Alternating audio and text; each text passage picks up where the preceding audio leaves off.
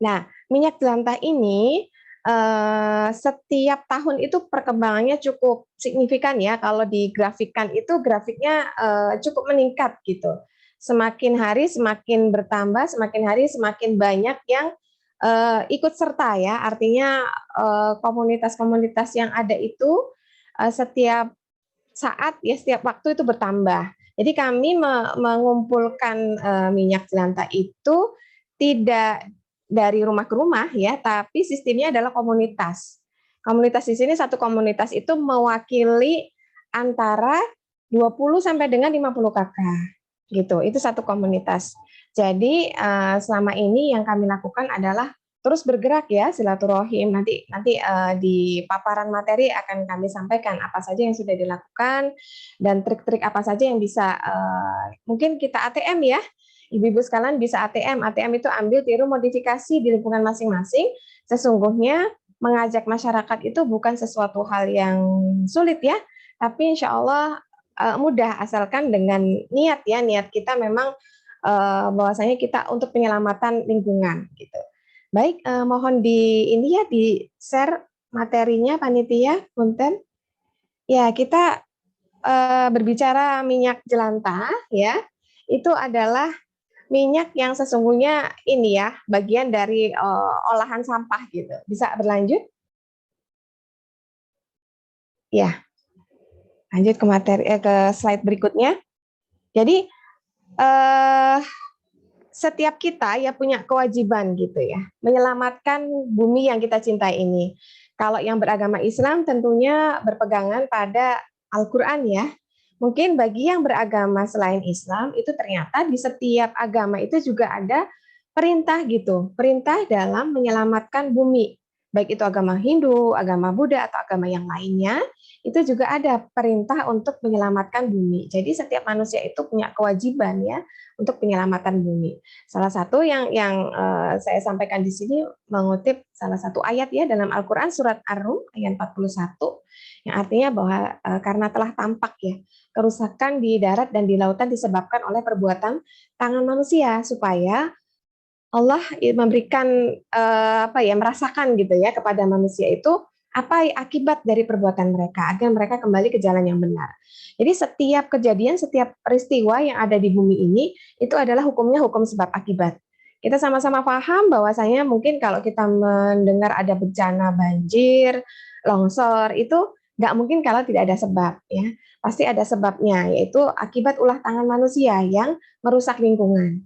Kalau lingkungan atau ekosistemnya akan terjaga dengan baik, maka insya Allah tidak akan terjadi hal-hal yang bisa mencelakakan manusia itu sendiri. Nah, ini mungkin kita kalau pernah gitu ya ke nenek moyang kita kalau menanam atau punya pohon, itu saya perhatikan dulu ya. Kalau melihat nenek itu kalau punya pohon, misalkan punya pohon buah gitu, itu diajak ngobrol gitu, diajak bicara. Jambu atau buah jeruk gitu ya itu dikasih pupuk, diajak ngobrol, diajak bicara.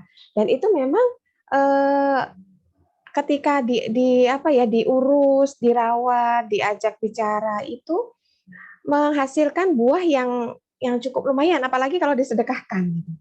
Jadi makhluk-makhluk yang ada di bumi ini gitu ya, sesungguhnya mereka itu makhluk hidup dan bisa kita ajak komunikasi, bisa kita ajak kerjasama, maka mereka akan memberikan feedback ya, umpan balik kepada kita.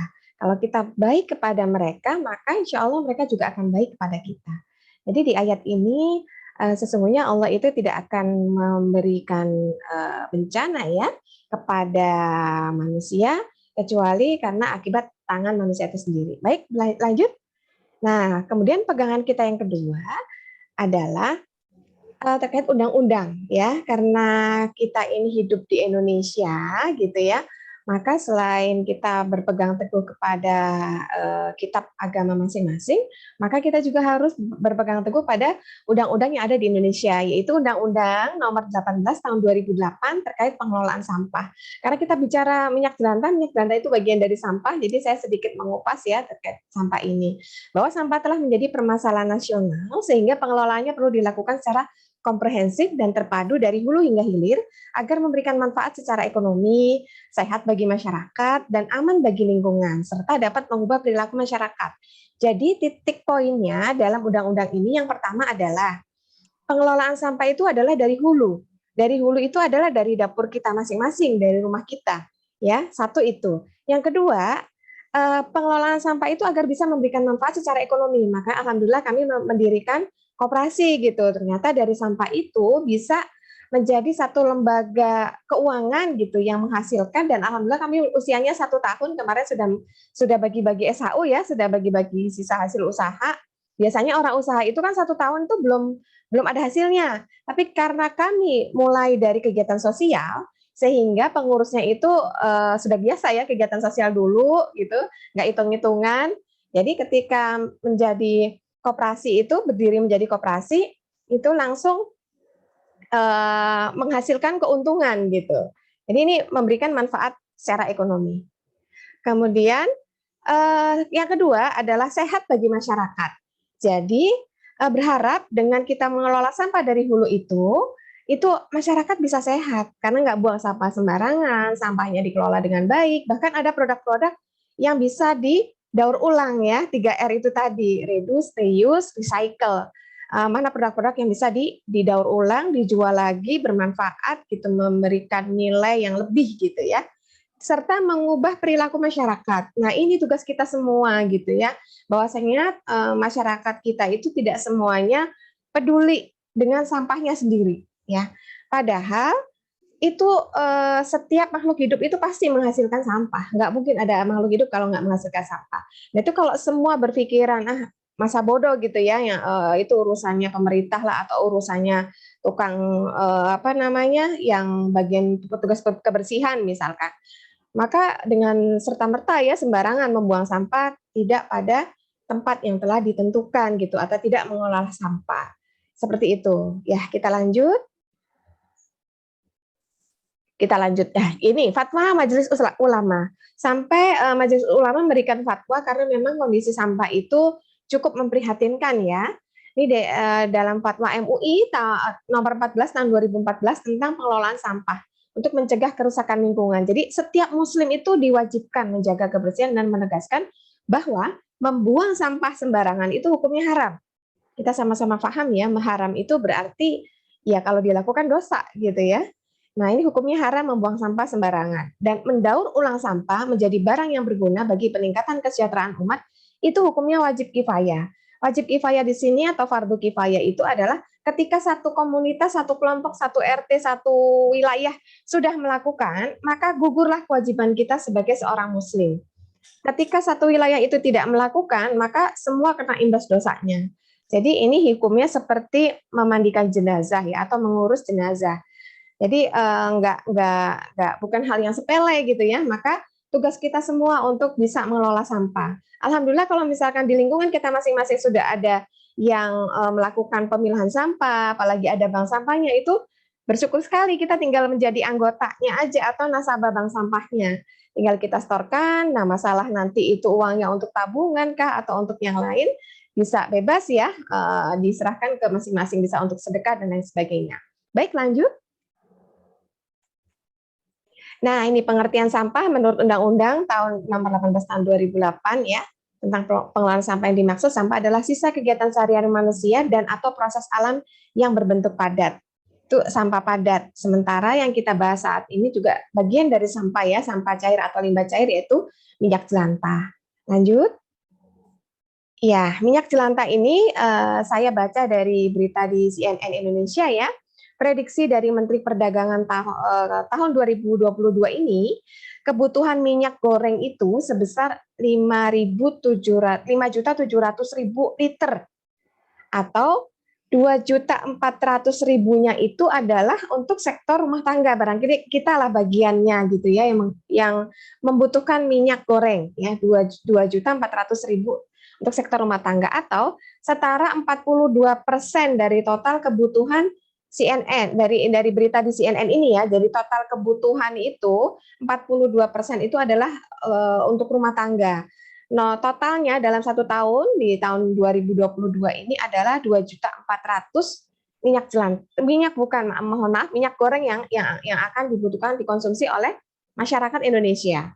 Nah, karena kita yang kita bahas saat ini minyak jelantah, anggaplah minyak baru itu 2.000 atau 5.700.000 liter itu 10%-nya saja yang menjadi minyak jelantah, maka 570 liter itu akan berubah menjadi minyak jelantah yang akan siap mencemari lingkungan sekitar kita apabila tidak dikelola dengan baik atau tidak ditempatkan atau dibuang sembarangan. Nah, ini cukup diwaspadai ya. 570.000 liter itu kalau kita membayangkan satu tangki itu 5.000 liter, berarti kali berapa? Ya, kali berapa tangki gitu, berarti 500 tangki lebih ya. 500 tangki berjejer gitu minyak jelantah. Kalau dibuang di dalam satu empang itu apa yang akan terjadi atau satu setu. Itu minyak jelantah itu bisa bahaya sekali ya untuk pencemaran lingkungan. Ini selayang pandang ya untuk minyak jelantah ini. Ini yang kami lakukan dari komunitas yang ada dikumpulkan gitu ya setiap bulan melakukan kegiatan-kegiatan di PKK ya di kelurahan, ada juga di tempat di RT, di majelis taklim, di sekolah-sekolah itu siap dijemput dan kami bayar gitu ya, koperasi yang bayar. Baru setelah itu uangnya itu mereka manfaatkan untuk kegiatan sosial kemasyarakatan ya, bisa untuk nanti misalkan setahun sekali santunan yatim atau mau Ramadan atau ketika mau Lebaran itu untuk santunan fakir miskin itu dari minyak-minyak ini gitu ya. Atau mungkin ada juga yang bisa ditukar emas dan lain sebagainya. Nanti saya akan coba uraikan ya di slide berikutnya. Lanjut. Nah, ini kondisi air sungai yang tercemar minyak jelantah. Jadi kita sama-sama pahami bahwasanya kita hidup itu tidak sendiri ya, manusia itu diciptakan ada makhluk-makhluk lain, baik itu binatang, tumbuhan. Dan di air itu kita sama-sama pahami ada tumbuhannya, ada juga binatangnya.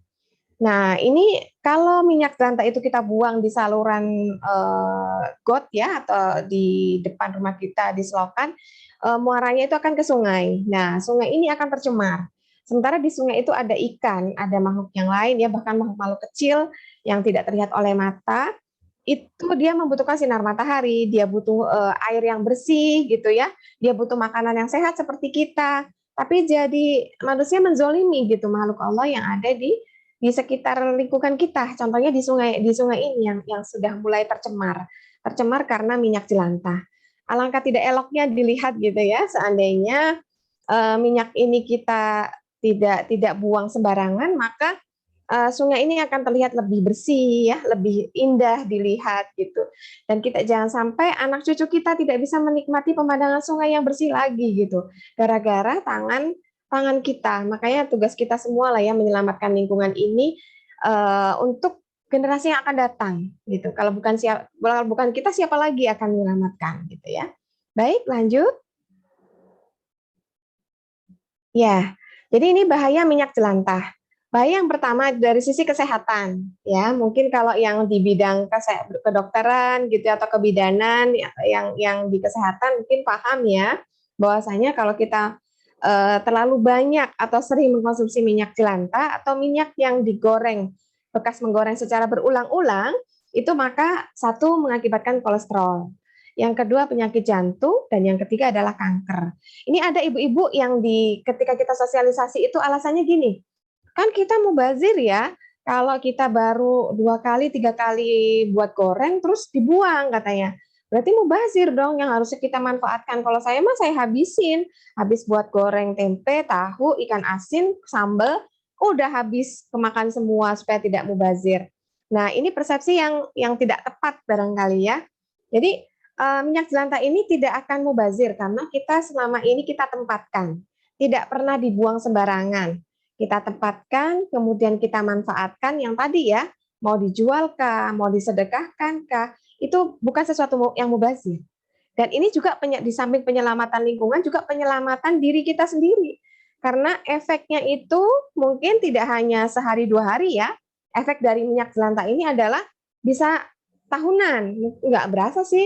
nggak apa-apa, saya buktinya sama ini sehat gitu. Ya nggak apa-apa, mungkin baru setahun 2 tahun, tapi khawatirnya gitu ya, jangan sampai ya. Ternyata timbul penyakit ketika sudah 5 tahun, 10 tahun gitu. Ada gangguan-gangguan di tubuh. Entah itu gangguan jantung, kolesterol, kanker, dan lain sebagainya. Jangan sampai ya, naudzubillah min dzalik. Jadi itu akibat ketika kita terlalu banyak mengkonsumsi minyak jelantah. Dan ini akibat berikutnya ke lingkungan, ya 1 liter minyak jelantah itu bisa mencemari 1.000 liter air.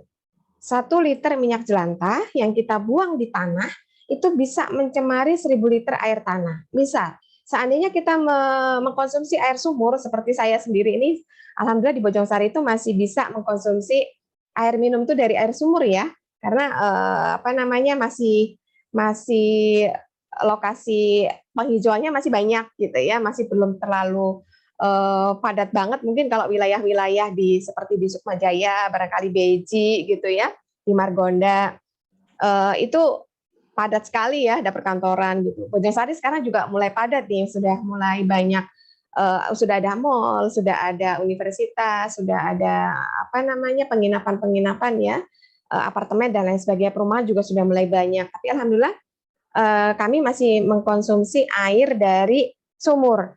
Nah, ini kita harus peduli nih terhadap apa namanya kesediaan air tanah, ketersediaan air tanah kita. Nah, air tanah kita itu harus dijaga. Yang pertama, jangan sampai dibuang kita buang minyak jelantah itu di air tanah karena tadi ya pencemaran dari air tanah kita. Yang kedua itu yang nomor 4 ya, penyumbatan drainase.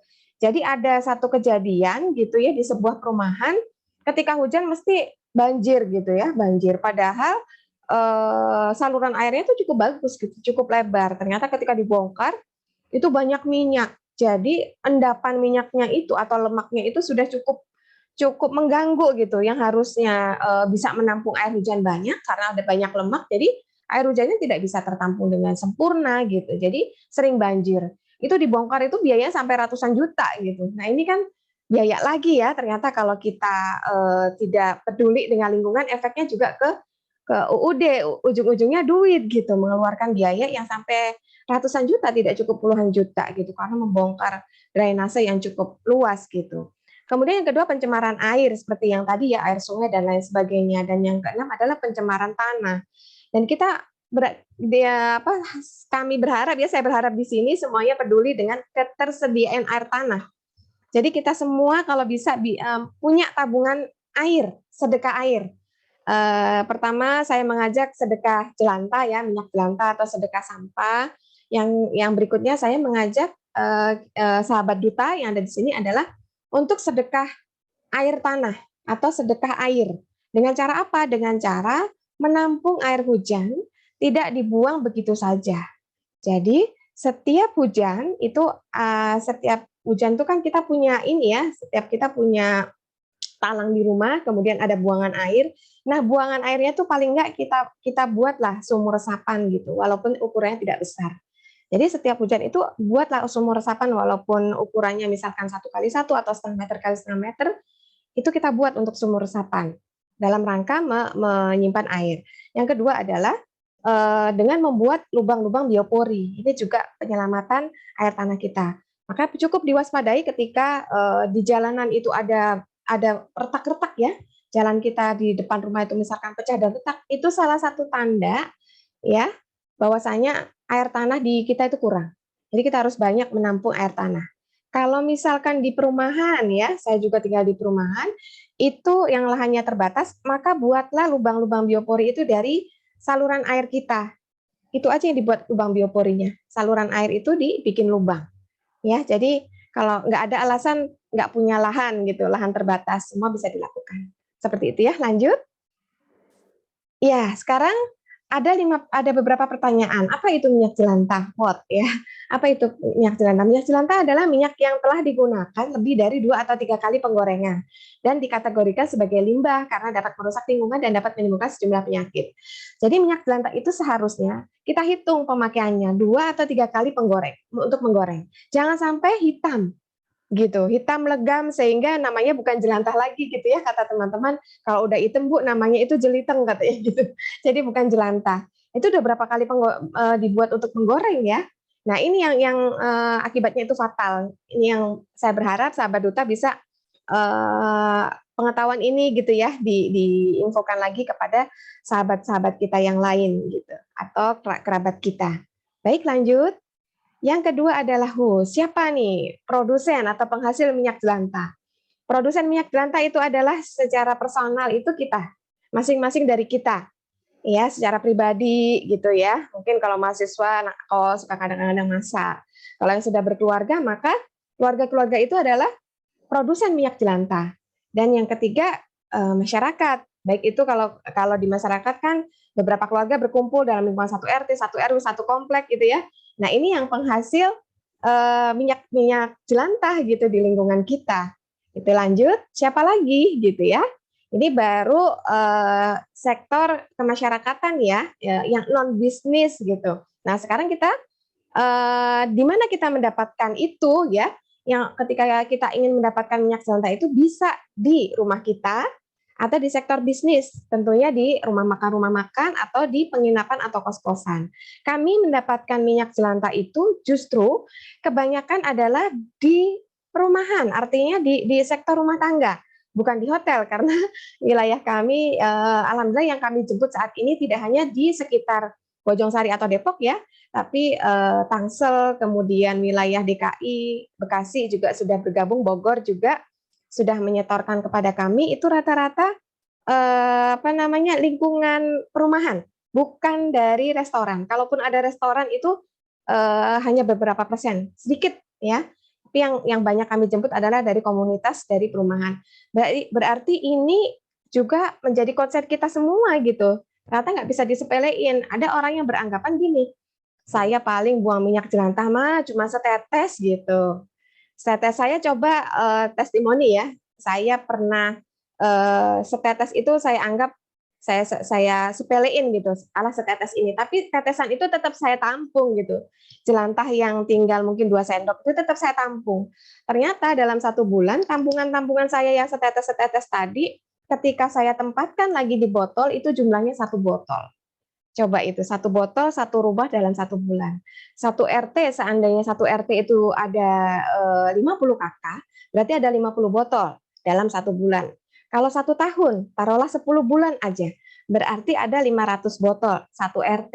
Kalau 1 RW, kalau 1 kelurahan, 1 kecamatan, 1 kota, kemudian kalikan lagi tidak hanya 1 tahun, 5 tahun, 10 tahun, apa yang terjadi? Nah itulah yang menjadi PR kita bersama ya, bahwasanya dari masalah itu insya Allah akan mendapatkan keberkahan kita ya kalau kita peduli dengan lingkungan kita. Ya baik, lanjut. Nah sekarang pertanyaan berikutnya adalah why? Kenapa ini ya sahabat duta sore-sore kok malah ngurusin minyak jelantah gitu ya? Ibu-ibu sibuk gitu, bahkan mungkin ada juga yang masih belum mahasiswa atau yang lainnya ya, pasti juga pada punya kesibukan gitu. Tapi kok mau gitu diajak komunitas duta untuk bahas minyak jelantah yang menurut kita ya apa sih soal sampah aja dibahas gitu ya. Remeh-temeh barangkali kalau orang yang tidak memahaminya. Tapi justru ini kalau kita mau fokus, kalau kita mau berusaha optimal ya untuk mengolahnya, ini jadi sesuatu yang bernilai, nilai ekonomis. Kami sudah membuktikan dan mencobanya. 1 tahun kami berdiri, bahkan sebelum 1 tahun. Kami coba kemarin hitung-hitungan 3 bulan berdiri, itu sudah omset aset kami sudah 100 juta. Itu tidak hanya dari minyak jelantah ya, tapi dari beberapa setoran modal pengurus. Tapi gitu, gerakan yang kami lakukan adalah berawal dari gerakan minyak jelantah. Kemudian keuntungan yang dihasilkan gitu itu sudah jutaan. Nah, ini keuntungan ini dari mana? Keuntungan ini dari selisih setoran ya, setoran minyak yang kami tampung kemudian disetorkan ke pabrik biodiesel, itu kan ada selisih harga. Ngambil keuntungannya sih nggak gede gitu ya, sedikit. Tapi karena kami menampungnya itu sampai bertonton setiap bulan, jadi itu pengalinya itu besar. Itu yang membuat agak lumayan gitu ya dari sisi hitung-hitungan. Jadi ini kayak kami melihat bukan awalnya sih nggak melihat nilai sisi rupiahnya, enggak. Pokoknya kami bergerak, yang penting lingkungan selamat gitu. Ternyata di kemudian hari ya untuk saat-saat ini alhamdulillah kami merasakan barokahnya gitu. Oh, ternyata gerakan ini punya nilai ekonomi dan punya masyarakat itu seneng gitu. Kalau tim kami datang senang. Kenapa senang? Pertama, lingkungannya selamat. Yang kedua, tim kami selalu bawa uang. Ada juga yang nggak mau dibeli dengan uang, tapi saya maunya ditukar dengan emas. Oh ya usah, kami berikan emas 24 karat. Walaupun emasnya emas mini, tapi kan 24 karat gitu ya. Itu dengan setor minyak jelantah antara 10 sampai 15 liter itu dapat satu keping emas gitu. Mohon maaf saya tidak bisa memastikan nilai berapa penukarannya karena nilai minyak jelantah itu fluktuatif ya. Pernah suatu ketika nilai minyak jelantahnya itu tinggi, 10 liter itu dapat satu keping emas. Kalau untuk sekarang karena harganya agak turun gitu ya, jadi 15 liter baru dapat satu keping emas. Ya, jadi minyak jelantah ini bisa ditukarkan di bank sampah, barangkali ya disetorkan di bank sampah gitu ya. Dulu sesuatu yang dulu sampah sekarang menjadi berkah gitu. Baik, lanjut. Nah, ini yang mesti kita bahas. Ya, ini ketika ada pertanyaan kepada kami, sesungguhnya minyak jelantah buat apa? Jangan-jangan didaur ulang ya, buat makanan ya. Jadi gini, kami kan Koperasi Konsumen Syariah, punya Dewan Pengawas Syariah. Jadi semua kegiatan kami diawasi oleh Dewan Pengawas. Dewan Pengawasnya ada dua, bisnis dan syariah. Jadi kalau sampai kami melenceng, itu pasti pengurus itu dijewer istilahnya ya, diingatkan oleh Dewan Pengawas Syariah. Jadi secara logika lingkungan aja gitu, pohon-pohon aja, bumi aja kita sayang, apalagi manusia gitu ya nggak mungkin gitu ya. Masa ya lingkungan aja disayang-sayang terus manusianya nggak disayang gitu ya, minyak jelantahnya diambil terus didaur ulang, diputihkan, dijual lagi buat minyak goreng, tidak. Kami sudah MOU dengan pabrik dan ini adalah murni untuk pembuatan biodiesel. Apa itu biodiesel? Biodiesel adalah bahan bakar alternatif seperti solar, biosolar ya. Jadi minyak jelantahnya itu diberi semacam bahan-bahan apa gitu ya, campuran, kemudian dikasih air sehingga nyatu, kemudian diolah sedemikian rupa dan jadi bahan bakar biodiesel. Untuk yang kalau ingin tahu biodiesel untuk apa, bisa untuk diesel ketika di toko-toko atau mungkin di di pabrik-pabrik mati lampu itu kan pakai diesel ya untuk mengganti tenaga listrik. Itu biasanya kan pakai solar. Nah, itu bisa juga pakai tenaga biodiesel atau motor-motor roda 3 gitu, atau ada bus di Jakarta dan di Bogor juga pakai bahan bakar biodiesel. Jadi ini bahan bakar alternatif. Kalau kita tidak mensupport minyak jelantah untuk bahan bakar biodiesel ini, maka si biodiesel ini akan mengambil minyak baru, minyak kelapa baru. Nah, sekarang aja kita udah mulai merasakan ya bahwasannya harga minyak itu naik gitu. Nah, ini karena mungkin juga sudah sebagian orang paham gitu. Ternyata kelapa sawit itu bisa menjadi bahan bakar alternatif atau bisa menjadi untuk yang lainnya, tidak hanya untuk minyak goreng saja gitu, konsumsi saja gitu ya. Seperti itu. Jadi untuk mesin kita kasih aja yang bekas, untuk manusia kita kasih yang barunya gitu ya. Baik, lanjut. Nah, di samping untuk biodiesel, maka jelantah ini juga bisa kita pergunakan sebagai bahan untuk pembersih. Pembersih itu adalah untuk sabun. Nanti kita sama-sama belajar ya, bikin sabun ya sahabat duta. Kita sama-sama belajar bikin sabun dengan bahan yang sangat sederhana. Dan waktunya lama enggak. Waktunya cukup sebentar gitu ya. Bahkan nggak nyampe 10 menit udah jadi itu sabun, tinggal diaduk-aduk sebentar gitu ya, dicetak, selesai udah jadi sabun. Cuman memang nanti penggunaannya tidak bisa secara langsung dipakai karena sabun ini butuh waktu untuk dibiarkan dulu ya, diistirahatkan ya, 2 pekan atau 1 bulan baru bisa kita pergunakan. Atau untuk apa lagi? Untuk lilin. Nah, lilin aromaterapi. Semuanya ini di gambar ini adalah dari bahan bakar minyak jelantah. Ya, mungkin orang tidak menyangka, masa sih minyak jelantah bisa dipakai untuk gantungan kunci, untuk bros, untuk buket bunga, itu semuanya dari minyak jelantah.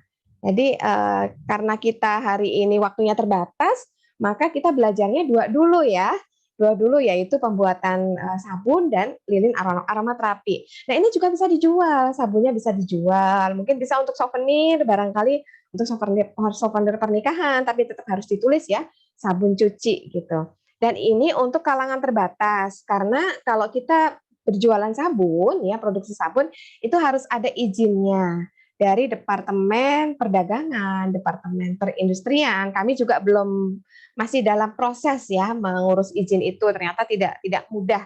Maka sabun ini hanya untuk kalangan terbatas, ya tidak dijual di warung secara bebas. Kalau untuk sahabat-sahabat yang mau pesen ya bisa bisa karena ini kan kalangan komunitas terbatas tuh nggak apa-apa, tapi kalau secara umum dijual di mall ada nggak gitu, di supermarket ada nggak, belum bisa karena kami belum mengantongi izin. Kemudian yang kedua bisa untuk lilin. Nah lilin ini kalau saya melihat di toko-toko di online itu, lilin aromaterapi itu harganya 15.000. Alhamdulillah karena kita menggunakan minyak jelantah bahannya, maka bisa dijual dengan harga yang lebih murah gitu ya. Kemudian juga buket bunga ini juga berbahan dasar minyak jelantah, gantungan kunci dan juga bros. Jadi kami sampai tidak punya stok ya selama ini, pesanan-pesanan sudah jual habis seperti itu. Baik lanjut. Nah, kapan? Kapan sesungguhnya kita harus memulainya? Itu pertanyaan besarnya. Kita kadang-kadang paham teorinya, oh iya ya kayak gitu, gampang. Udah, itu mah kecil gitu ya. Maka harus segera dipraktekkan. Kapan? Caranya adalah dengan 5M. M yang pertama, kita sudah tahu ilmunya, kita sudah mendapatkan gitu ya. Kemudian minyak jelantah itu juga bukan sesuatu yang sulit. Pasti setiap rumah ada. Kita kan punya tetangga, kanan, kiri, depan, belakang. Kalau kata Rasulullah, 40 rumah dari kita itu adalah tetangga kita. Berarti target kita saat ini adalah 40 rumah di antara kita wajib ya, jadi program wajib untuk tadi itu fardu kifayah gitu, untuk bisa mengumpulkan minyak jelantahnya kepada kita barangkali ya sahabat duta.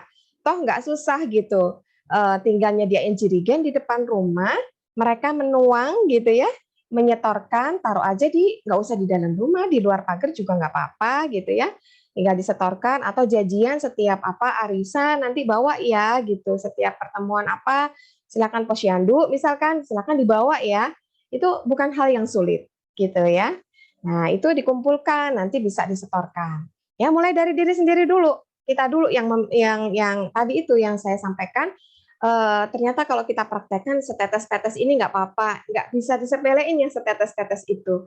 Ada satu kisah nih ya, satu kisah dalam sebuah kerajaan gitu ya, ada raja yang menginstruksikan kepada rakyatnya bahwasanya kalau misalkan dalam satu waktu itu raja itu menginstruksikan besok pagi misalkan hari Senin rakyatku harus menyetorkan satu tetes madu ya gitu. Nah, diharapkan raja ini sudah menghitung kalau rakyatnya ini menyetorkan satu tetes madu, itu madunya itu akan terkumpul 1 drum. Gitu, minimal itu hitung-hitungan si raja. Tapi ternyata pemikiran masyarakatnya itu, rakyatnya itu sama. Alah setetes ini, saya nggak nyetor mah nggak apa-apa, nggak kelihatan gitu. Nggak masalah kali cuma setetes. Akhirnya yang lain pemikirnya sama.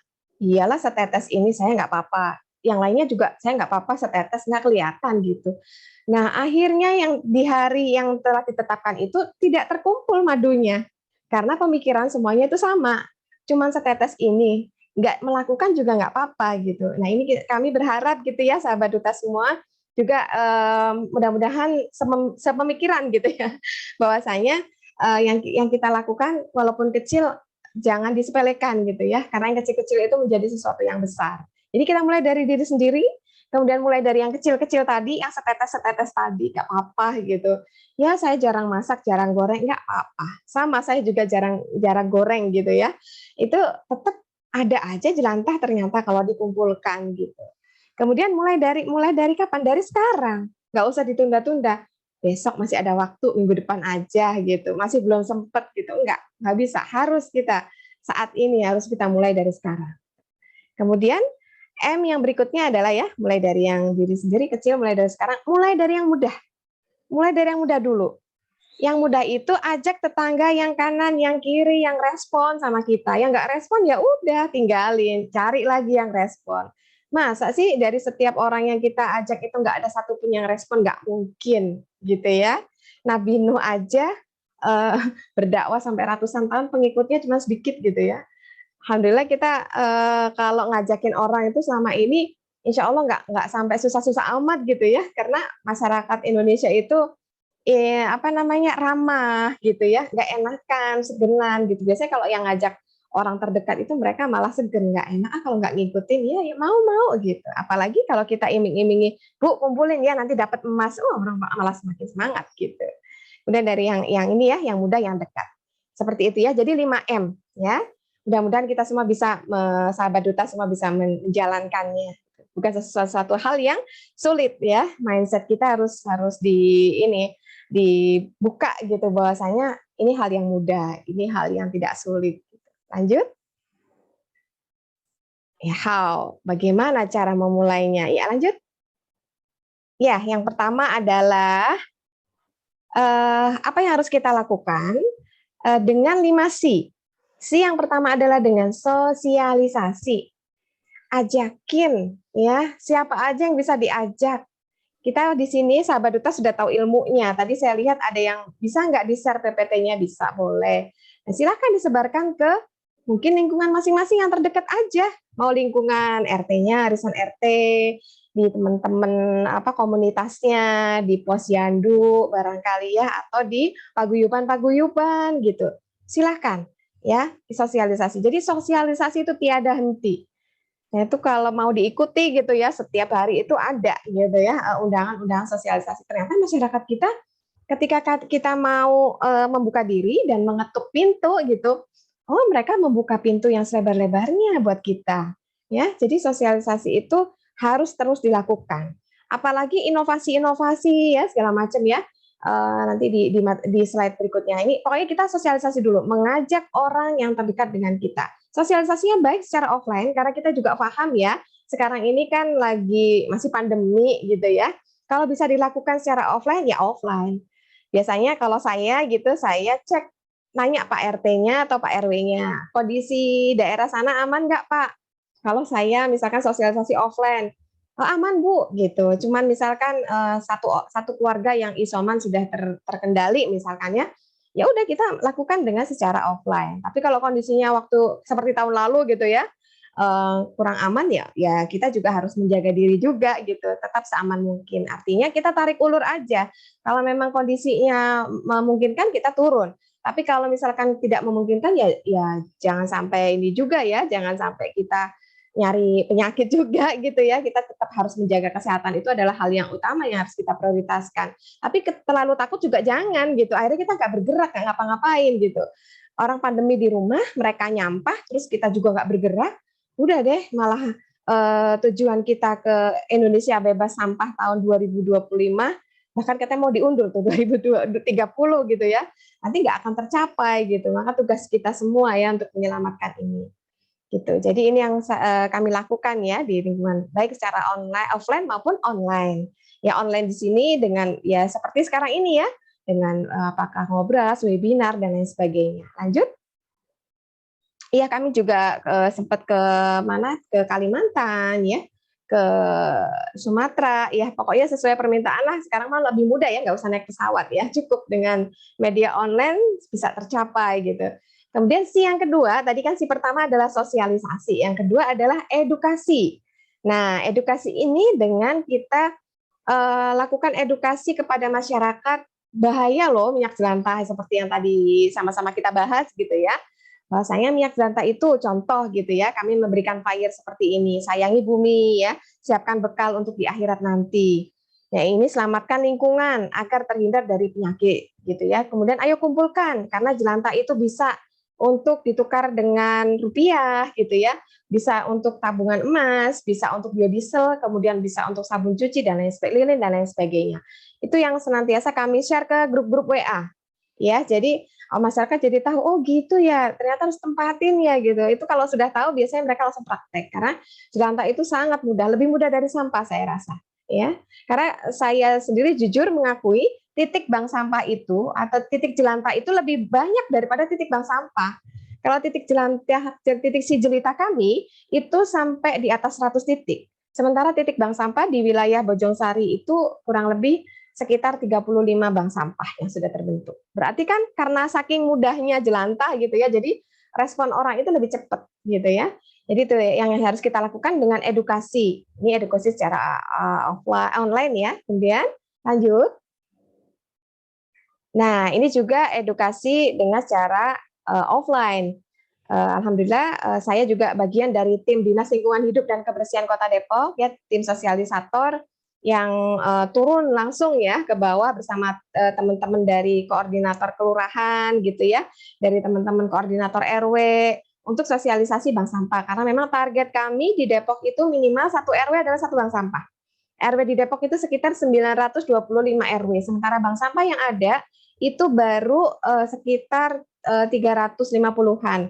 Jadi PR-nya masih banyak ya, harus 200% lagi gitu pembentukan bank sampah baru supaya tercapai 1 RW 1 bank sampah. Nah, ini ada sekolah jelita juga ya, itu sebagai media kami. Ini anak-anak mahasiswa ini alhamdulillah ya, anak-anak muda, anak-anak milenial yang sudah mau peduli untuk mengolah minyak jelantah. Ya, ini di sekolah jelita diajarkan ya bikin macam-macam produk yang seperti tadi ya, baik sabun, lilin, kemudian buket bunga, kemudian ada gantungan kunci ya, bros dan lain sebagainya. Bahkan ini ada produk terbaru, ini ada sabun cuci ya. Ya, kemudian ini yang ketiga adalah transaksi. Ya, tadi yang pertama sosialisasi, edukasi, yang ketiga adalah dengan transaksi. Apa transaksi yang dilakukan? Jadi kalau kita melihat kata-kata transaksi itu tidak hanya transaksi itu berupa uang, tapi di sini kami mencontohkan bisa juga transaksi tukar dengan emas atau transaksinya tukar dengan sembako. Transaksi juga bisa tukar dengan, di gambar itu ada mie ayam goceng ya. Nah, itu bisa juga tukar dengan mie ayam. Biasanya kami lakukan ketika Jumat Berkah ya, ketika Jumat Berkah kami berbagi, warga disuruh bawa minyak jelantah berapapun jumlahnya, walaupun sedikit tetap diterima, nanti dapat mie ayam goceng. Ya, mie ayam goceng seperti itu. Jadi ini program sosialnya. Jadi transaksi itu bisa transaksi tadi yang saya sampaikan bernilai uang atau emas, juga transaksi yang bernilai akhirat ya, transaksi dunia atau transaksi yang ujung-ujungnya akhirat. Juga kami lakukan tukar sembako, itu di gambar yang tengah di bawah ya, tukar sembako atau tukar dengan sayur-sayuran. Kalau Jumat Berkah biasanya itu yang kami lakukan. Tidak mencari selisih keuntungan, tapi memang judulnya juga Jumat Berkah ya, yang penting warga bawa minyaknya atau sampahnya, nanti kami berikan sesuatu, walaupun tidak senilai. Gitu. Jadi program saling memberi ya. Lanjut. Itu yang ini ya, contohnya misalkan ada cucian motor atau mobil yang mereka itu datang kepada kami. Saya minta tolong dibikinin ini apa namanya spanduk gitu ya, supaya orang-orang yang nyuci motor di kami itu nggak cuman bayarnya pakai uang, tapi nggak apa-apa bisa bayar pakai jelantah gitu, diterima sampai seperti itu. Atau mereka juga jualan cemilan ya, cemilannya juga bisa dibayar juga pakai minyak jelantah. Atau contohnya warung Bu Erna nih, warung sembako. Jadi warga kalau misalkan ke warung Bu Erna ini bisa bayarnya pakai minyak jelantah, misalkan butuh sabun Bu Erna saya butuh sabun cuci gitu yang kemasan kecil, terus bawa minyak jelantah yang 1 botol gitu ya, entah 1 liter atau berapa, nanti sesuai harganya lah, nanti ada ketentuan harganya ya, pihak warung akan paham itu gitu. Jadi mereka pulang dengan membawa sesuatu yang dibutuhkan dari minyak jelantah itu. Dan ini juga misalkan emas gitu ya, kue dan lain sebagainya. Lanjut. Yang keempat adalah inovasi, yang seperti tadi ya. Inovasi di sini yang kita buat sesuatu yang lebih bermanfaat. Alhamdulillah sudah berkembang saat ini. Kita lagi uji coba membuat sabun sabun yang jernih ya. Sabun yang bening dari minyak jelantah, kemudian sabun cair dari minyak jelantah. Jadi semakin hari inovasinya semakin berkembang. Mungkin awalnya hanya 5 produk, kemudian berkembang terus gitu. Semuanya dari minyak jelantah. Lanjut. Yang kelima, ya ini ya contohnya ya. Yang kelima adalah dengan berkolaborasi. Ya, berkolaborasi di sini adalah dengan lembaga yang ada. Salah satu contohnya misalkan EOA Gold gitu ya. Jadi orang butuh emas, EOA kemudian bayar pakai jelantah. Kemudian kolaborasi dengan siapa lagi? Lanjut. Kita karena waktunya sebentar lagi juga harus praktek juga ya. Kemudian kolaborasi aparatur pemerintahan ya, kalau kolaborasi secara offline ya dengan aparatur pemerintahan, kelurahan, PKK, lembaga keuangan, alhamdulillah kami sudah menggandeng semuanya ya, baik itu kecamatan, PKK gitu ya, kelurahan-kelurahan untuk sosialisasi terkait dengan sampah maupun minyak jelantah ini. Alhamdulillah, jadi aparat-aparat pemerintahan sudah mendukung kegiatan ini karena kita kalau nggak dapat dukungan dari aparat pemerintah juga susah bergeraknya gitu ya, maka tidak bisa bergerak sendiri, maka harus berkolaborasi. Lanjut, kalau secara offline gitu ya, ya ini tadi kolaborasinya ya ini dengan kelurahan, dengan mahasiswa gitu ya, mengajak ini, alhamdulillah kami launching juga sempat Pak Wakil Wali hadir gitu ya, meresmikan koperasi kami ketika awal tahun 2021. Lanjut. Atau promosi online. Nah, ini media-media kami ya, media-media KKS Jelita itu ada websitenya, ada Instagramnya, ada YouTube, Telegram. Ya, kalau kurang-kurang paham bisa ke WA dari KKS Jelita. Jadi itu kalau diklik YouTube kami itu beberapa kegiatan-kegiatan itu banyak sekali di situ ya, baik itu sosialisasi atau untuk UMKM, bantuan-bantuan sosial dari Baitul Mal. Karena koperasinya adalah koperasi syariah, jadi ada Baitul Malnya juga, tidak semata-mata mencari keuntungan gitu ya, Baitul Malnya itu membantu masyarakat yang membutuhkan gitu. Ada di apa namanya di Instagram itu kisah seorang yang menjual kelapa ya, kecelakaan, kemudian butuh bantuan tongkat gitu, itu kami bantu dari kegiatan Baitul Mal KKS Jelita. Lanjut. Nah, sekarang kreasinya. Nah, ini kita mulai praktek ya. Bismillah, kita mulai praktek pembuatan sabun cuci. Jadi kreasi dari minyak jelantah karena janjinya adalah 2, sabun cuci dan lilin aromaterapi ya. Sabun cucinya di sini manfaat sabun cuci adalah untuk mencuci tangan. Kemudian jadi intinya bukan untuk mencuci apa namanya, bukan untuk mencuci, saya kasih contohnya ya. Sabun cucinya bukan untuk mencuci, bukan untuk sabun mandi maksud saya, tapi untuk sabun cuci tangan, cuci pakaian, cuci piring, atau cuci-cuci yang lain. Ya, ini contohnya seperti ini nih, sabunnya bermacam-macam warnanya. Jadi sesuai keinginan kita mau warna apa, di sini ada warna ungu, ada warna ungu, kemudian warna kuning ya. Ya, itu silahkan disesuaikan sesuai kemauan kita mau warna apa, itu kan ada pewarnanya nanti. Kita lanjut ke slide dulu, ke manfaat ininya tadi ya, sabun cuci.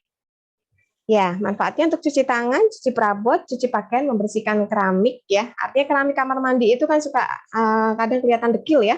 Maka kalau kita bersihkan dengan sabun ini, minyak jelantah ini, efektif sekali, sangat bersih. Barangkali ada pertanyaan juga ya, itu bisa nggak untuk berbusa gitu? Berbusa bersih ya. Bahkan untuk noda-noda misalkan kita ketika haid ya, kalau perempuan kalau ada noda darah haid atau darah nyamuk itu kan agak susah ya nyucinya gitu, membersihkannya. Nah ini bisa kita bersihkan pakai sabun cuci ini, sabun cuci dari minyak jelantah ini. Kemudian kalau misalkan kita mau cuci gelas keramik ya, biasanya kalau ibu-ibu suka atau sahabat duta minum teh gitu atau minum kopi, itu kan agak kehitaman gelas keramiknya itu. Kalau pakai sabun biasa biasanya nggak terlalu bersih banget, tapi kalau pakai sabun jelantah itu bersih, bersih kayak baru lagi keramiknya. Jadi saya nggak iklan ya, tapi sudah saya buktikan dan teman-teman juga sudah coba yang sudah pernah mencoba gitu. Nah, kemudian kalau untuk lilin aromaterapi manfaatnya adalah menerangi ruangan, kemudian mengharumkan ruangan karena ada aromaterapinya. Nah, aromaterapinya apa? Sesuai keinginan kita. Kalau misalkan di rumah kita ada minyak wangi yang kita sukai, aroma melati misalkan, atau aroma akasia, atau misalkan aroma-aroma minyak kayu putih, silakan itu aja yang dicampur ketika kita membuat ininya lilinnya, ya. Lilinnya itu bentuknya kan seperti ini ya. Seperti ini lilinnya, kelihatan ya? Ya, seperti itu. Nanti ada di contoh ini tutorialnya. Ya, kita kembali lagi ke slide-nya. Kita kembali ke bahan-bahan pembuatan minyak jelantah. kita jelaskan dulu ya. Kita jelaskan dulu bahannya, nanti video belakangan. Ya, bahan untuk sabun cuci adalah soda api 80 gram. Soda api ini bisa kita beli di toko material atau di toko bahan kimia. Yang paling mudah adalah di toko material. Setiap toko material insya Allah ada jual soda api. Ukurannya adalah 80 gram. Kalau seandainya kita tidak punya timbangan, ya, maka dikira-kira aja 80 gram itu sama dengan satu cetakan agar. Satu cetakan agar ya, agar-agar yang kecil itu. Segitu kira-kira ya. Kemudian minyak jelantahnya adalah 500 ml. 500 ml itu adalah satu botol yang kalau kita minum air mineral itu 600 ml. Bentar ya. Kalau kita minum air mineral itu kan yang 600 ml itu nggak usah penuh ya, satu lehernya aja gitu, satu leher air mineral ya. Tuh itu 500 ml. Kemudian air 200 ml, kita lanjut ke bahan lagi. Airnya 200 ml itu adalah satu gelas air mineral, ukurannya satu gelas air mineral ya. Kemudian itu pokoknya bahan wajibnya itu 3, soda api, minyak jelantah, dan air. Cukup. Itu udah jadi sabun. Cuman supaya sabunnya lebih cantik kita kasih pewarna. Pewarnanya boleh pewarna makanan atau pewarna tekstil boleh. Dan supaya aromanya harum ya, wangi, maka kita berikan aroma. Kemudian minyak jelantahnya, supaya minyak jelantahnya itu tidak bau atau lebih agak jernih, maka sebelum kita membuat sabun, malam sebelumnya itu kita rendam dengan kulit pisang atau arang. Jadi kalau nggak ada arang, kulit pisang. Pisangnya buahnya kita makan, kulitnya kita buat untuk rendaman minyak jelantah ketika mau membuat sabun. Sampai di sini insya Allah paham ya? Ya, kita lanjut. Lanjut ke bahan lilin. Nanti video belakangan aja ya panitia ya. Nah ini bahan lilin adalah parafin. Parafin itu adalah seperti tepung lilin. Seperti ini. Nanti ada kok di videonya ya. Nggak sama-sama putih, nggak tahu kelihatan. Di video nanti ada. Parafin itu kalau nggak ada parafin nggak apa-apa. Nanti belajarnya pakai lilin bekas atau lilin baru dimasak terus campurin minyak jelantah. Kemudian yang berikutnya adalah minyak jelantah. Jadi kalau misalkan parafinnya 1 gelas atau ukuran lilinnya itu misalkan setengah gelas, maka minyak jelantahnya juga seukuran itu, 1:1. Kemudian yang kedua adalah sumbu. Sumbu itu seperti benang, ya, seperti benang, ya. Atau kalau susah-susah cari, ya udah beli aja lilin di warung, kan itu ada sumbu di tengahnya, jangan dibuang. Kita pakai lagi nanti, ya. Kemudian pewangi itu tadi itu sebagai aromaterapi. Kita mau suka pewangi apa? Kalau di rumah memang sudah ada minyak wangi, ya sudah nggak usah beli. Yang ada aja di rumah adanya minyak kayu putih, ya udah minyak kayu putih aja dipakai, ya. Kemudian apalagi pewarnanya? Nah ini yang membedakan antara lilin dengan sabun. Kalau sabun itu pewarnanya adalah pewarna makanan atau tekstil. Kalau lilin tidak bisa pakai pewarna itu karena tidak akan menyatu. Lilin kan dari minyak, ya. Maka pewarnanya adalah krayon bekas anak-anak kita yang udah nggak kepake, yang udah patah-patah, itu kita pakai buat pewarna. Kalau di sini karena lilinnya pelangi, jadi saya memberikan krayonnya 3 warna. Ya untuk lebih memudahkan ya udahlah 1 warna aja gitu ya. Kemudian gelas itu gelas loki atau mungkin kalau biasa kita kondangan kan suka dapat gelas kecil-kecil tuh yang beling. Itu aja dipakai ya. Atau seperti ini. Ini kan memang niat beli ya karena memang di apa namanya di kita sesuai pesanan gitu ya, ada gelas loki seperti ini. Gitu. Jadi lebih cantik ya kalau pakai gelas loki. Tapi memang harganya agak lumayan gelas loki itu, ya. Satu gelasnya itu antara 3.000 sampai 3.500 gelasnya aja. Kemudian panci dan sendok. Ya, nanti di video tutorial ada.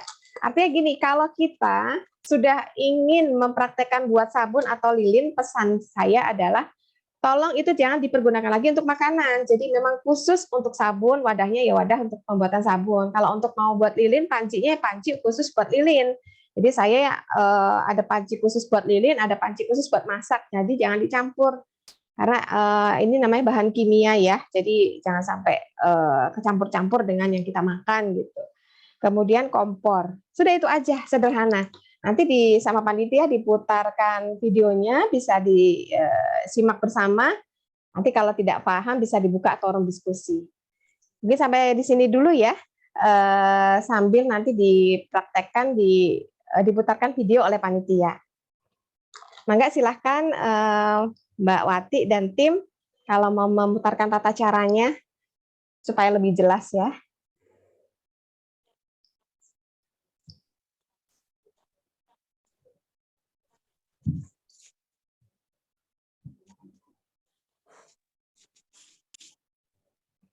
Tapi ternyata buat kita juga nih suka makan gorengan kan suka buang minyak jelantah ya. Dan ternyata itu jelantahnya merupakan treasure loh inliners. Wow. Bisa didaur ulang bahkan bisa menghasilkan duit dan logam mulia. Wah, ini hasilnya ya, daur ulang jelantah ini bisa bikin masyarakat sekitar sejahtera. Ini kayaknya kita mesti beneran belajar nih ya sama komunitas si jelita yang sukses mendaur ulang hingga ribuan Wow, liter. inspiring banget ya. Langsung aja kita lihat sama-sama. Ini dia inliners. Inliners, omong-omong masalah gorengan, limbah terbanyaknya ya pasti jelantah ya. Kebayang nggak, jutaan rumah tangga di tanah air bisa menghabiskan hingga 13 juta ton minyak goreng per tahun loh. Nah, limbah jelantahnya nggak kalah banyak, bisa mencapai 1 juta ton per tahun. Wih, ini mah banyak banget, bisa penuh nih satu empang. Kalau dibuang sembarangan, jelantah ini bisa bikin kualitas air kita jadi rusak inliners. Makanya harus didaur ulang. Yuk kita intip aktivitas komunitas si jelita yang akan mengolah jelantah menjadi sabun. Yuk kita bareng-bareng bikin. Siapkan cetakan, 500 ml minyak jelantah, 80 gram soda api, 190 ml air, essential oil atau minyak wangi non-alkohol, dan pewarna bila perlu. Nah, inliner selain ada bahan utama yaitu minyak jelantah ya Bu Erni ya. Bahan lain yang paling penting itu adalah soda api. Nah, soda api dan air ini perbandingannya harus pas nih inliners. Karena kalau enggak itu bisa gagal ya Bu ya. Gitu, yaitu ini 80 gram dan ini 190 mili. Oke, kita buat ya Bu. Pertama, kita campurkan soda api dan air hingga keluar asap. Lalu campurkan minyak essential oil atau parfum dan pewarna bersamaan. Aduk terus biar gak menggumpal ya. Kalau udah kental segera cetak. Jadi deh, tapi jangan langsung dipakai ya inliners. Diamkan dulu sekitar 2 minggu agar sabun aman bila mengenai kulit. Sabun ini dijamin bersih banget kalau dipakai untuk mencuci baju dan peralatan rumah tangga. Sekarang itu sudah ribuan liter.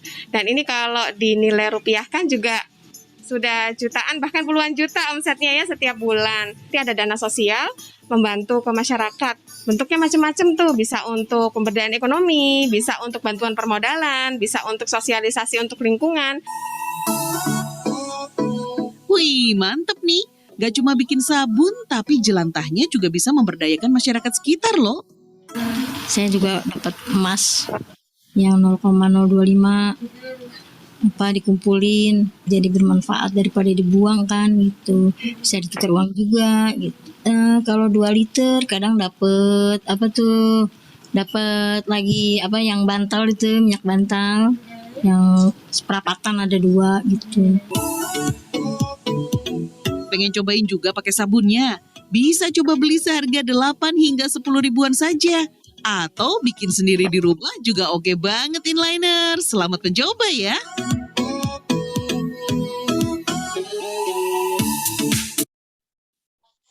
Hai guys. Ya, lanjut nanti yang lilin ya. Nanti kita sama-sama perhatikan.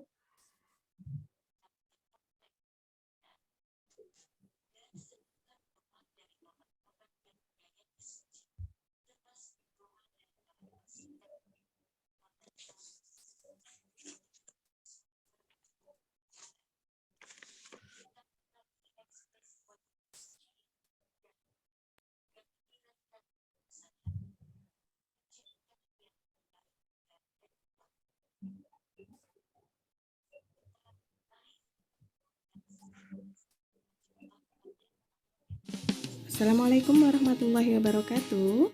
Bersama ini kami akan menyampaikan tutorial pembuatan lilin dari bahan minyak jelantah.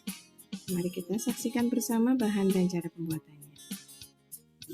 Bahan dan peralatan yang dibutuhkan adalah ada panci, kemudian ada parafin, minyak jelantah juga,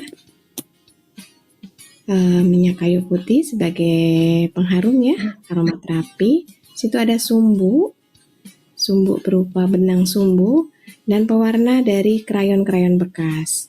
Nah, kita lihat cara pembuatannya. Yang pertama adalah kita nyalakan kompor, panci, dan bisa dituangkan parafin atau juga bisa lilin, dan juga tuangkan minyak jelantah.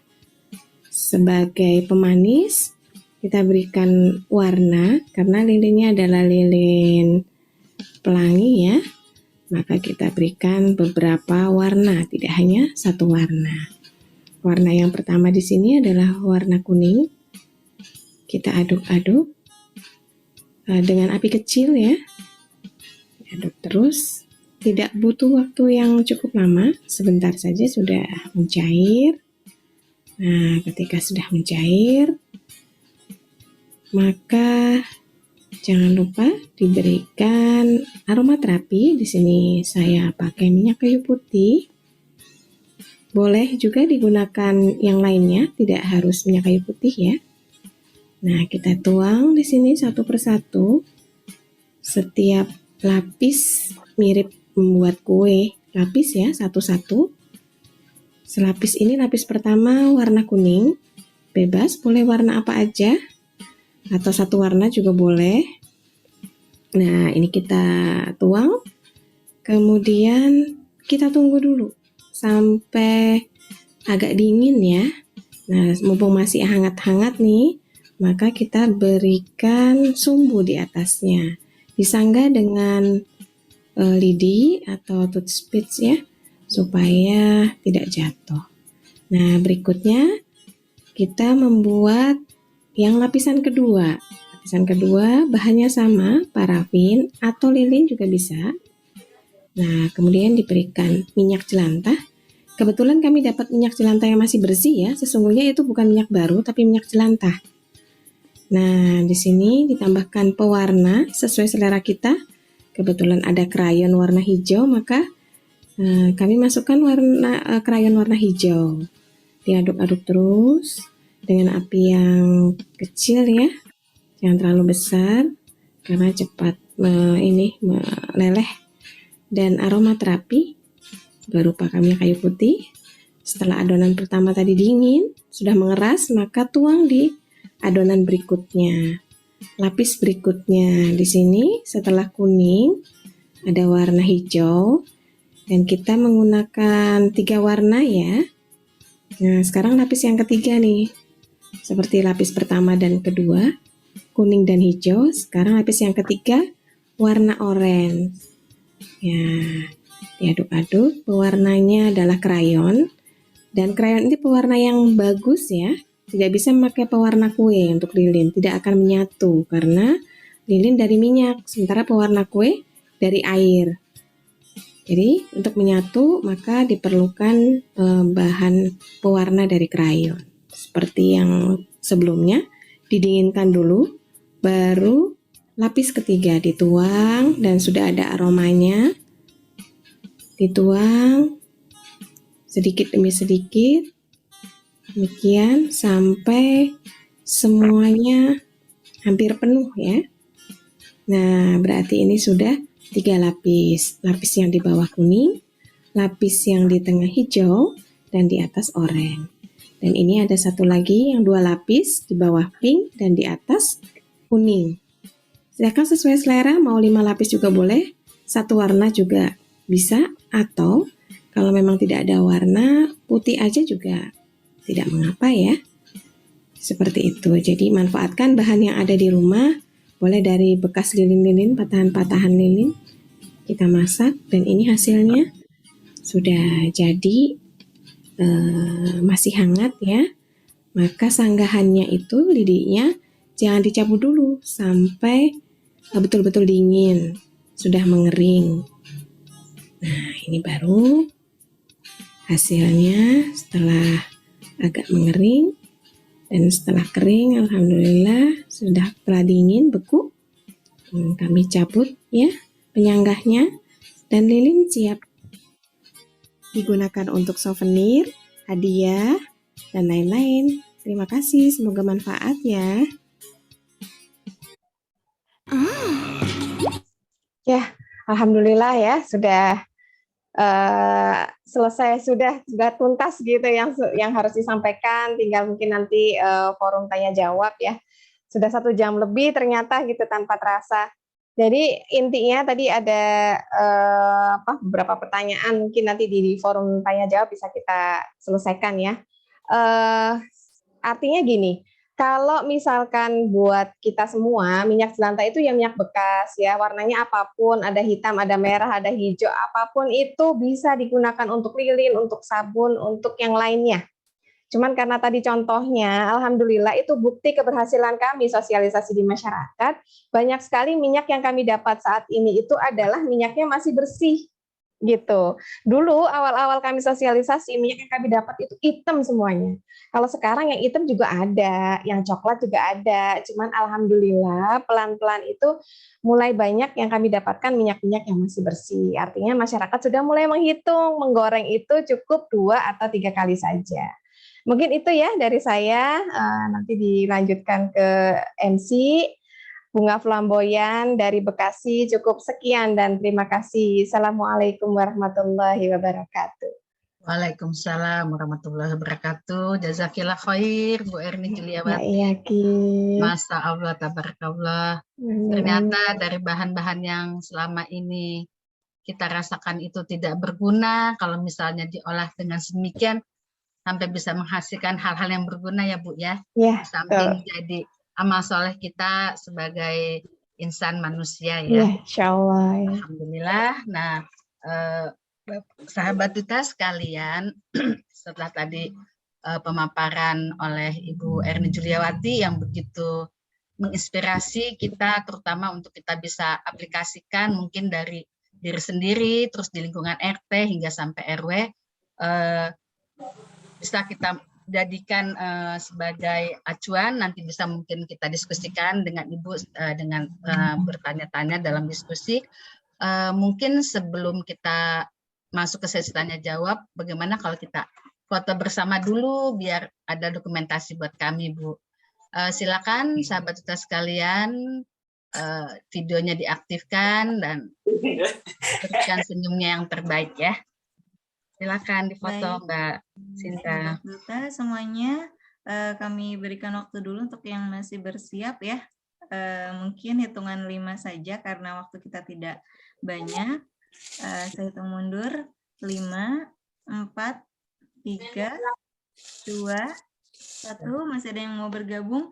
Atau Bu Erni mau pakai apa Bu? 3R ya Bu? Biasanya pakai 3R. Pakai 3R ya. Ya. Salam 3R. Baik, siap untuk halaman pertama ya. 3, 2, 1 sambil senyum. Baik, 1, kemudian sebentar. Berikutnya,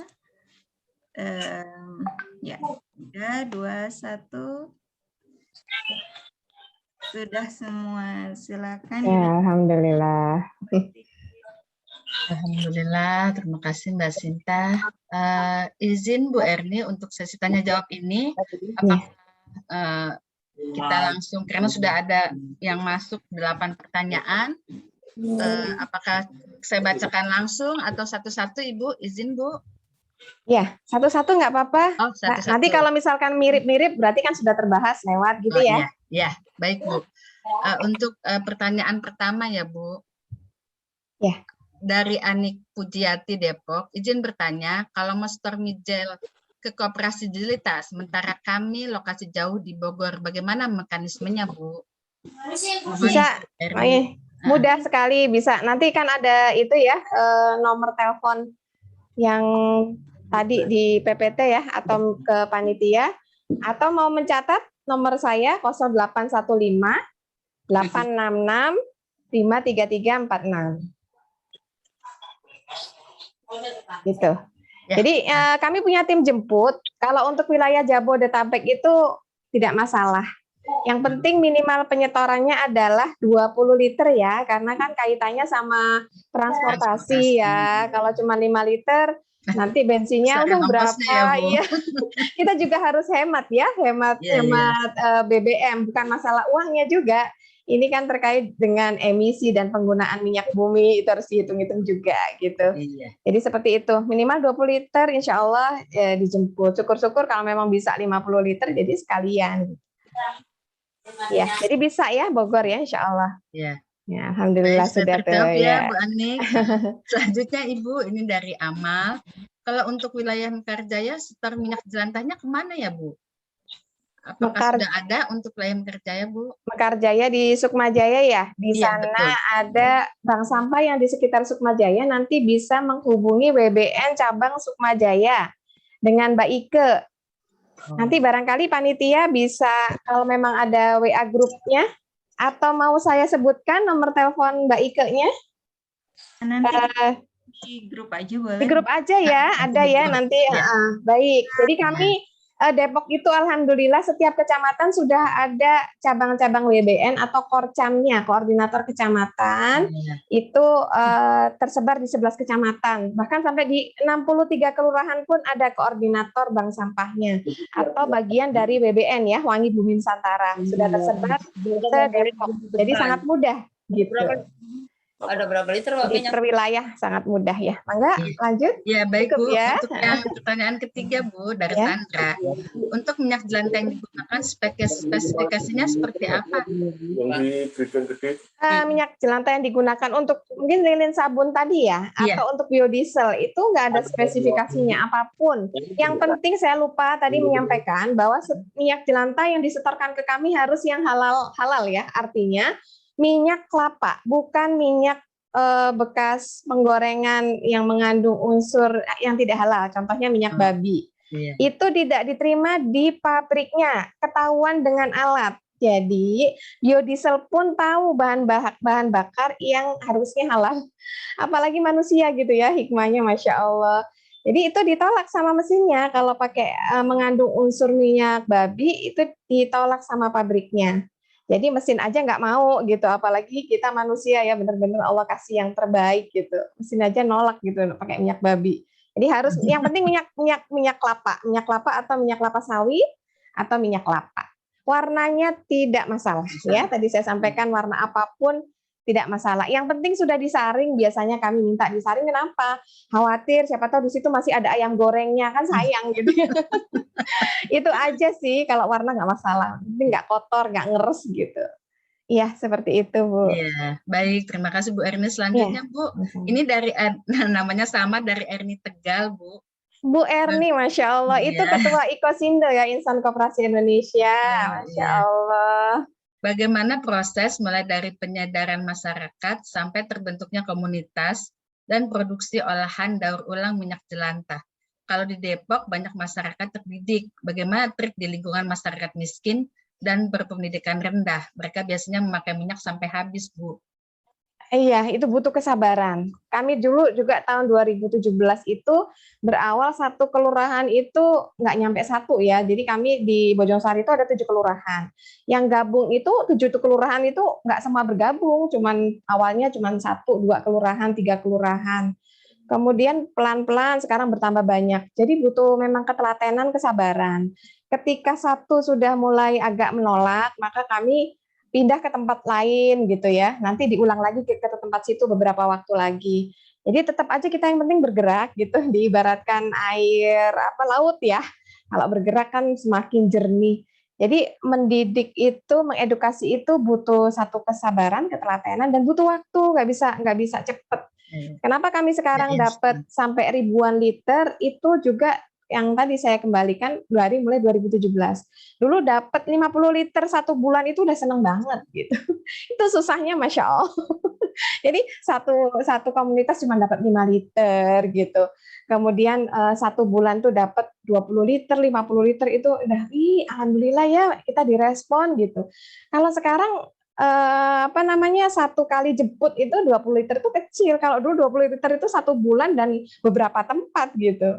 Jadi memulai itu memang sesuatu yang susah. Mungkin ya kalau saya dulu tim kami di Sijelita itu dulu nggak sabar, kemudian nggak mengulang-ulang, itu mungkin nggak akan terjadi seperti saat ini sampai kami mempunyai beberapa titik. Jadi ternyata dengan keberhasilan di wilayah lain itu seperti menularkan gitu. Jadi kabarnya pun bisa nyampe ke mereka. Jadi ada satu wilayah yang tadinya itu agak nolak, kemudian ya saya mau minyak jelantah dihabisin gitu. Ya udah yang kayak gitu mah kita tinggalin dulu. Tapi lama kelamaan terus dia ketemu kan sama komunitas yang lain atau temennya yang lain. Terus cerita kita kemarin sosialisasi loh, terus kita udah mulai ngumpulin, udah dapat uang, udah dapat emas dan lain sebagainya. Baru tuh mereka nyadar, iya ya ternyata lumayan ya gitu. Baru mereka ikutan.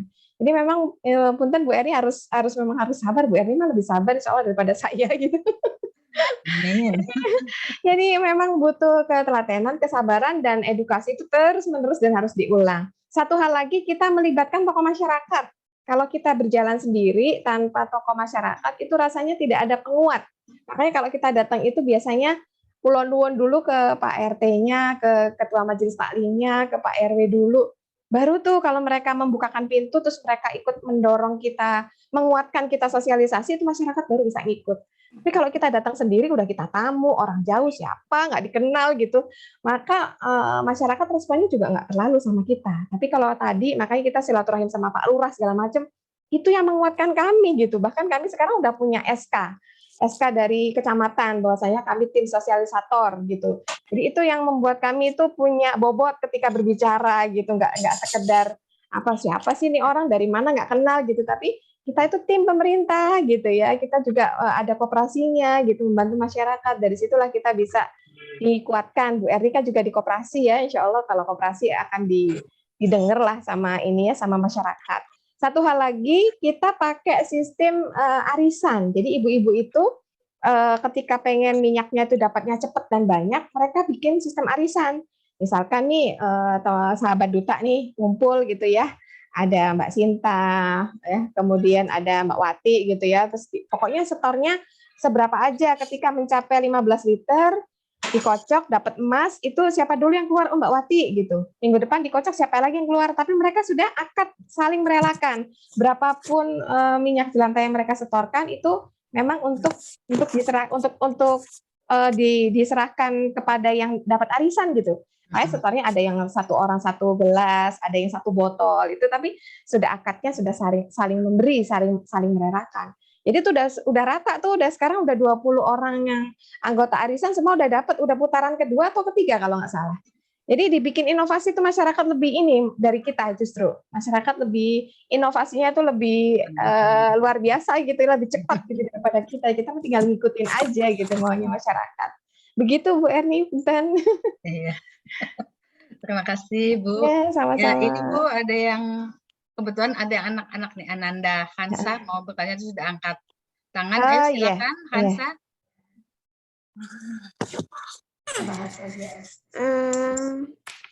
Saya ingin bertanya Bu, bagaimana status kehalalan minyak jelantah yang akan diolah jika minyak jelantah itu bersumber dari gabungan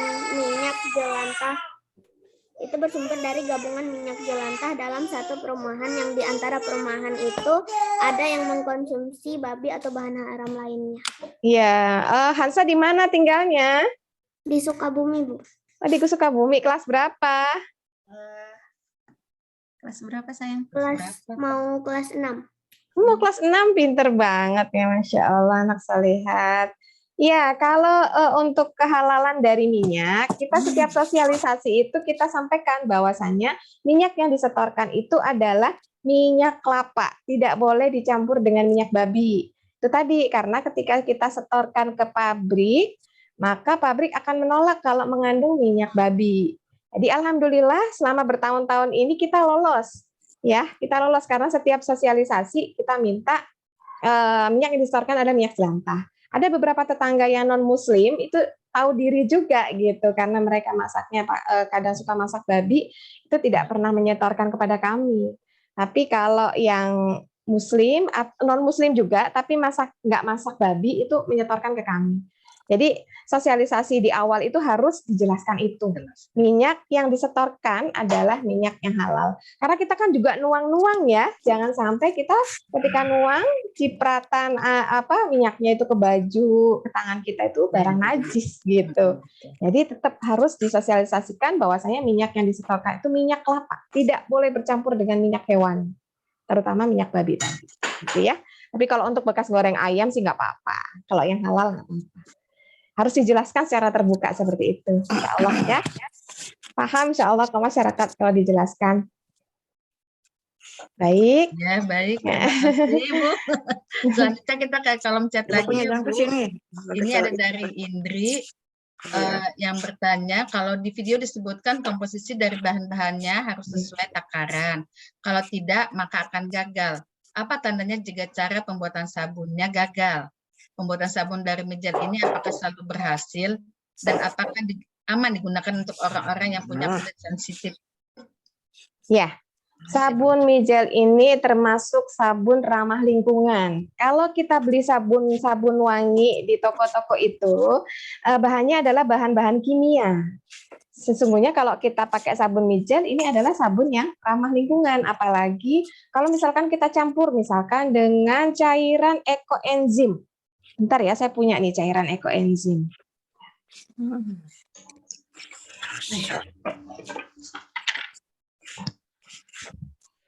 Ini cairan ekoenzim ini adalah cairan dari kulit gula merah, kemudian kulit jeruk atau kulit buah-buahan dengan komposisi tertentu ya, kemudian direndam selama 3 bulan.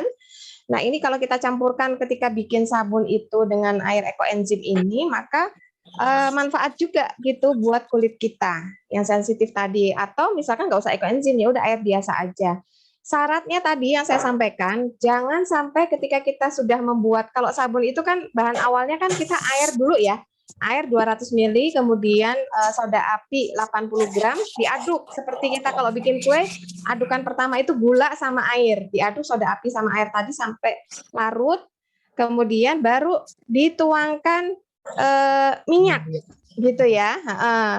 Dituangkan minyak, baru setelah itu kita berikan pewarna dan lain sebagainya. Nah, kalau sudah diaduk sudah rata, takarannya harus pas, makanya itu pakai ukuran. Kalau takarannya tidak pas, maka sabunnya itu menjadi keras, atau kalau kebanyakan air, sabunnya jadi lembek, nggak jadi.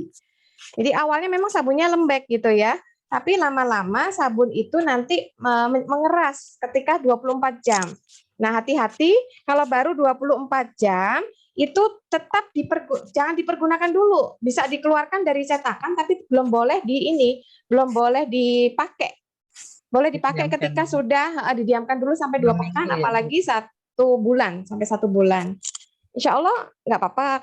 Tapi kalau memang takut kulitnya sensitif ya udah jangan dicoba-coba ya. Tapi kalau mau dicoba sedikit, coba ini nggak ya, gatal nggak apa enggak ya gitu ya. Ya dicoba aja gitu. Kan kita kalau nggak lama-lama ya, kan selesai gitu. Insya Allah aman, insya Allah. Ya baik Bu. Ini ada pertanyaan dari dia hari ini Bu. Apakah ada perkiraan biaya untuk pembuatan gelas ini akan sabunnya Bu, supaya bisa menjadi acuan untuk menentukan harga jual bagi ibu-ibu yang mau mencoba untuk industri kecil rumahan? Berarti ada mau langsung action nih Bu. Iya, sabun itu kan soda api itu murah ya. Kalau kita beli 1 bungkus di toko material itu sekitar 400 gram, harganya antara 15 ribuan kurang lebih ya, 400 gram. Yang kita butuhkan kan 80 gram, berarti 1 bungkus yang 15.000 itu dibagi menjadi 5 ya, 5 bungkus, 5 bagian. Gitu, 15.000 dibagi 5 berarti 3.000 ya bahan soda apinya. Taruhlah 5.000 deh soda api. Minyak jelantah 500 mili 1 liter itu, atau minyak jelantah setengah liter ya. 1 liternya misalkan harganya 3.000 atau 4.000, 3.000 aja. Berarti 1.500 setengah liter. 1.500 tambah 5.000, 6.500. Air, udah pewarna berapa sih, pewangi berapa gitu ya. Sama cetakan-cetakan, ada plastik, ada merek, dan lain sebagainya. Tinggal dihitung aja, mungkin bahannya 15, taruhlah 10 sampai dengan 15.000 barangkali ya. Kemudian biasanya kami menjual itu harganya sekitar 3.000. Nanti kalau pesanan banyak buat souvenir itu kadang lebih murah lagi ya, 2.500. Atau kalau misalkan mau lebih murah lagi, orangnya minta ukuran lebih kecil, ya bisa gitu, harganya lebih murah lagi 2.000 misalkan. Jadi biasanya sesuai permintaan ya, mau harga berapa. Kalau ukurannya besar ya berarti lebih mahal. Dan itu variasi, orang menjualnya itu harganya variatif. Ada juga teman saya yang jual itu 5.000 sabun jelantah. 5.000 rupiah satunya. Jadi silahkan dijual, nggak ada patokan harga gitu ya. Kalau masalah modal kan tahu sendiri ya, modalnya sangat murah gitu. Cuman soda api beli di material sama minyak jelantah udah selesai. Minyak jelantahnya syukur-syukur nggak modal, minyak jelantah kita sendiri gitu ya. Jadi seperti itu bisa jadi program pemberdayaan memang. Ya. Semoga semua bisa mencoba ya. Amin, Bu. Ya. Bisa jadi Berhasil. cuan juga, Ibu. Iya betul. Ya. Nah, ini Bu, selanjutnya ada pertanyaan juga, Bu. Kalau misalnya sumbunya nggak bisa nyala itu kenapa gitu ya, Bu, Ya. ya? Jadi gini, beli bahan di online, sumbunya sumbu lilin ya. Cari di online itu beli sumbu lilin, parafin juga ada di online. Nah, kalau kita bukan pakai sumbu lilin, saya juga pernah gagal awal-awal. Saya asal pakai benang aja, entah benang kasur atau apa gitu ya. Ternyata nggak nyala, karena itu mengandung kayak plastik ya. Jadi nggak nyala. Tapi sekarang udah paham, udah tahu gitu ya, bahwasanya oh ternyata model sumbunya itu seperti ini. Kalau kita udah biasa dipegang gitu ya, pokoknya sumbu lilin, insya Allah nyala. Jadi kalaupun ke toko-toko saya juga pernah nyari di toko dekat rumah juga ada yang jual ternyata. Tapi dia nggak tahu kalau itu sumbu lilin. Saya bilang benang gitu ya, benangnya tapi benang yang dari bahan katun, bukan bahan campuran plastik. Nah itu baru bisa, gitu ya Bu. Ya insya Allah mudah kok bahannya ya. Ya berarti jangan salah beli sumbu ya, Bu ya. Nanti sumbunya nggak bisa Iya nyala. betul. Ini selanjutnya Bu, ini ada pertanyaan dari Sandra dan ada juga yang nanya hampir mirip Bu. Cara menyalakan minyak jelantah kalau udah sampai hitam minyaknya. Iya tadi dengan arang atau dengan kulit pisang. Itu aja direndam seperti itu. Memang nggak bisa sampai putih banget ya. Cuman memang kalau saya kalau habis goreng minyak itu kan biasanya dari penggorengan warnanya agak keruh ya. Itu saya endapkan dulu gitu, endapkan di satu wadah, di mangkok gitu atau wadah yang tertutup yang agak lebar. Kemudian setelah sekian hari itu saya tuang di botol, itu bisa agak jernih loh. Artinya endapan itu yang kotor-kotorannya itu lama-lama di bawah posisinya. Apalagi kalau kita tambah lagi direndam kulit pisang atau ini ya apa namanya arang, itu lebih jernih lagi. Memang sih nggak bisa putih banget, namanya juga minyak jelantah ya. Dan satu hal lagi catatan buat kita tadi, tolong dihitung kalau goreng. Cukup 3 kali maksimal kalau bisa. Jadi misalkan habis goreng tahu, goreng tempe, goreng kerupuk, stop gitu. Jangan mentang-mentang masih kelihatan bersih terus kita lanjut lagi sampai hitam. Kecuali kalau memang kita menampung punya tetangga ya kan nggak mungkin kita komen gitu. Ya kita terima aja. Cuman minimal buat kita ya itu jangan sampai terlalu hitam minyak jelantahnya. Ya, Gitu buat ya. kesehatan juga ya Bu. Jadi Iya, cukup 3 kali. Iya, Itu berapa lama ya Bu kira-kira direndam sama pisang sama semalam arang itu? aja, semalam. Iya. Jadi semalam aja. Itu kan untuk bikin sabun ya, makanya direndam kulit arang, kulit pisang atau arang. Jadi bikin sabun misalkan pagi hari ini, semalam tuh udah mulai direndam. Udah cukup semalam aja. Ya. Ini baik Bu, ini ada pertanyaan terakhir ya Bu, karena waktu juga. Iya. Terakhir dari Susi, apakah ada batas waktu penyimpanan mijel untuk digunakan pembuatan sabun dan lilin? Misalnya baru beberapa household yang bisa mengumpulkan. Kemudian mijel yang sudah hitam, apakah perlu dijernihkan sebelum dikelola atau bisa langsung? Ya tadi ya, dijernihkannya dengan cara seperti itu. Tidak ada batasan waktu karena kita bukan buat makanan ya. Paling aromanya minyak jelantah kan semakin lama aromanya mungkin semakin menyengat ya, agak-agak kurang sedap.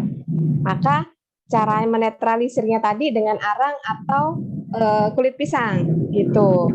Tapi kalau memang adanya itu minyak jelantahnya ngumpulinnya juga susah, lama, adanya itu ya udah kita jernihkan aja pakai arang atau kulit pisang. Perbandingannya tidak perlu pakai perbandingan, kira-kira aja.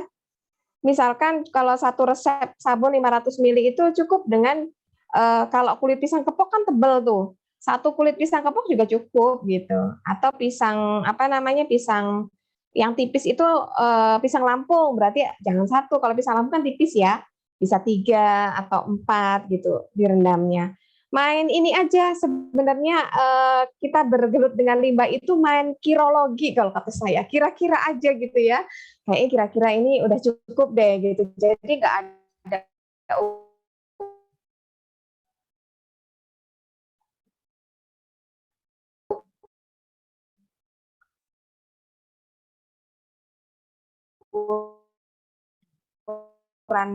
ukuran mengurangi aroma yang kurang sedapnya tadi gitu. Itu Bu Wati, enggak? Ya, terima kasih Bu Erni. Iya, sama-sama. Kami terima kasih atas jawaban yang sudah Ibu berikan pada sore hari ini. Dan kami juga mohon maaf kepada penanya yang belum sempat kami bacakan pertanyaannya, mungkin nanti bisa dilanjutkan lewat grup duta ya. Bu Erni, nggak apa-apa kan kita nanti minta jawabannya untuk yang belum terjawab di sini gitu untuk kita share di grup. Boleh, iya. Iya. Atau menambah waktu sebentar, barangkali kasihan penasaran ya. Saya jawab sedikit, barangkali boleh. Boleh, silakan. Pertanyaan apa ya yang belum terjawab ya, Punten? Ya. Baru sampai masih banyak. Kalau masih banyak ya nggak apa-apa nanti ini. Nggak apa-apa lewat WA aja barangkali ya, khawatirnya waktunya sudah habis ya. Iya nggak apa-apa. Dilanjutkan di WA ya Bu ya. Iya baik insya Allah. Alhamdulillah semua kegiatan pada sore hari ini dari pemaparan, terus ada pemutaran video bagaimana cara membuat lilin dan sabun dari minyak jelantah yang tadi dari sebenarnya kita buang-buang aja ya Bu, ternyata alhamdulillah benar-benar bisa jadi bermanfaat dan bisa menghasilkan cuan juga, bisa juga menghasilkan untuk menambah ekonomi bagi keluarga yang mencoba mengelolanya. Mungkin bisa kita mulai dari diri sendiri, terus bisa kita ajak dari lingkungan RT dan sekitarnya.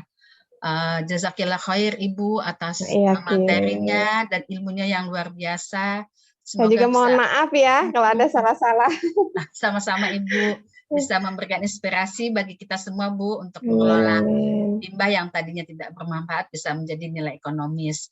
Nah sebelum izin Bu, sebelum Ibu meninggalkan ruangan, mungkin Ibu yang menyampaikan closing statement, kami persilakan Ibu. Ya baik, kita ini ibarat seorang petani gitu ya. Ketika menanam padi, itu seorang petani itu yang diharapkan adalah memanen padi. Nah, kita ini adalah aktivis lingkungan. Aktivis lingkungan kalau orang Muslim kita niatkan adalah kita jihad ya. Jihad fisabilillah, jihad itu kan gak hanya perang ya. Tapi memang kondisi kita itu sampah itu lagi gawat-gawatnya, darurat-daruratnya.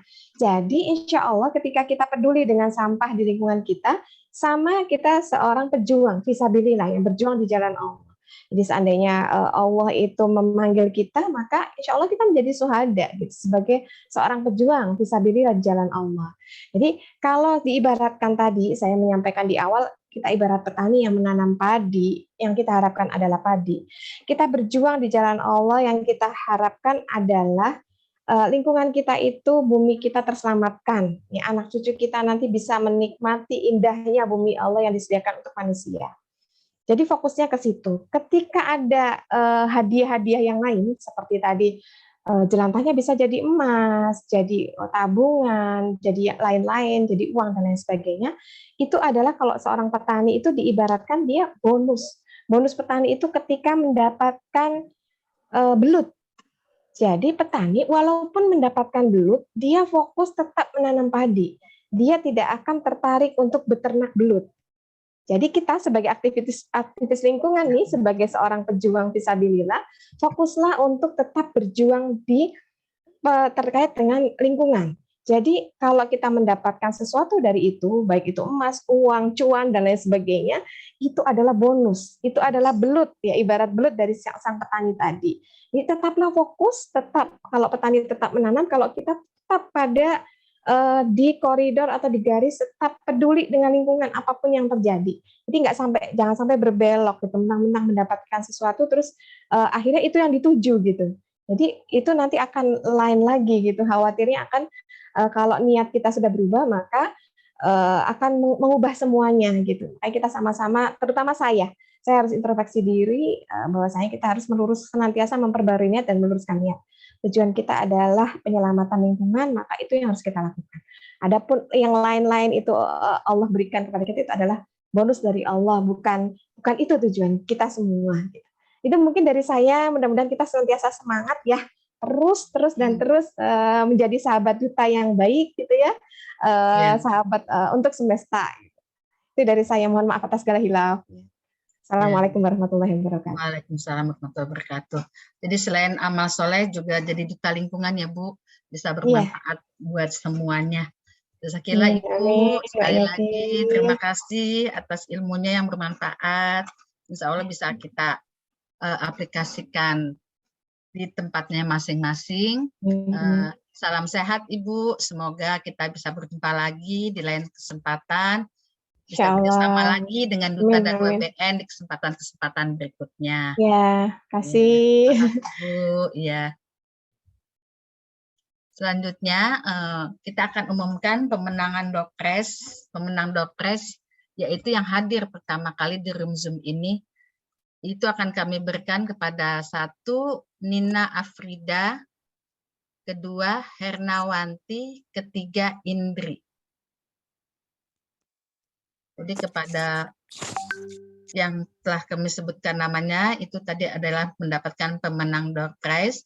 Dan selanjutnya, untuk penanya yang terpilih, itu kami berikan ada 5. Yang pertama, Ibu Erni di Tegal. Yang kedua, Indri. Yang ketiga, Diah Rini. Yang keempat, Wasusi. Dan yang kelima, Ananda Hansa Mutiara tadi ya, di Sukabumi ya. Siap. Ya, selamat kami ucapkan kepada pemenang. Silakan menghubungi panitia ya untuk pengiriman hadiahnya. Ya. Bu Ati, maaf ini ada yang double ya, ternyata Mbak Indri mungkin nanti salah satu aja ya. Mbak Indri ini orangnya sama nggak ya? Kayaknya sama sih. Oh iya, nanti penanya sama di ini ya. Di kehadiran ya. Nah, untuk ya nanti berarti ada tambahan 1 lagi, mungkin nanti kita umumkan berikutnya ya. Akan Bu Ati dilanjut. Ya. Baik, selamat kepada seluruh pemenang. Silakan bisa menghubungi panitia ya nanti untuk pengiriman hadiahnya. Dengan berakhirnya pengumuman pemenang door prize, maka berakhir pula rangkaian acara Ngobras Duta hari ini. Kami mewakili seluruh panitia juga menyampaikan permohonan maaf atas segala kekurangan dalam penyelenggaraan acara. Bagi sahabat Duta yang belum follow sosmed Duta dan juga WBN, silakan follow ya. Jangan sampai ketinggalan informasi-informasi Duta dan WBN ke depan yang pastinya tidak kalah seru lagi. Kita tutup acara kita pada sore hari ini dengan membaca hamdalah, alhamdulillahirabbil alamin, istighfar, astagfirullahaladzim, dan doa karatul penutup majelis, subhanakallahumma wa bihamdika asyhadu alla ilaha illa anta astaghfiruka wa atubu ilaik. Tadi dibuka oleh pantun, saya tutup lagi dengan pantun. Kalau ada sumur di ladang, bolehlah kita menumpang mandi. Kalau ada umur panjang, bolehlah kita bersuah lagi. Sukses selalu, tetap jaga prokes, dan salam sehat. Wassalamualaikum warahmatullahi wabarakatuh. Waalaikumsalam warahmatullahi wabarakatuh. Terima kasih banyak panitia.